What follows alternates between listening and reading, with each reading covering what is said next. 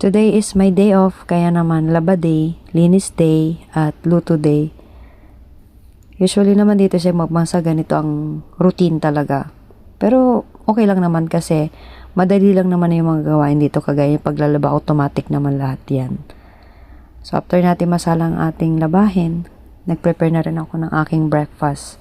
Very light lang, very light. Naisipan kong mag-toast ng bread with the butter. So, ganyan lang. Manumalo lang din. Wala naman din akong machine para doon. So, ganyan lang din. So, pag natusta na ng ganito, okay na yan. Tapos, bumili din ako ng strawberry kasi natakam din ako dyan. At ang ating whipping cream na hindi ko marunong ilagay. Bumulusok na lang. Makikita nyo ganung itsura mamaya. Ayan, ganyan ang itsura. At boiled egg. Tapos, nagsampay, nagtupi, tapos kumain ulit ng pagkain, mga leftover. Para tanghalian. Yun lang.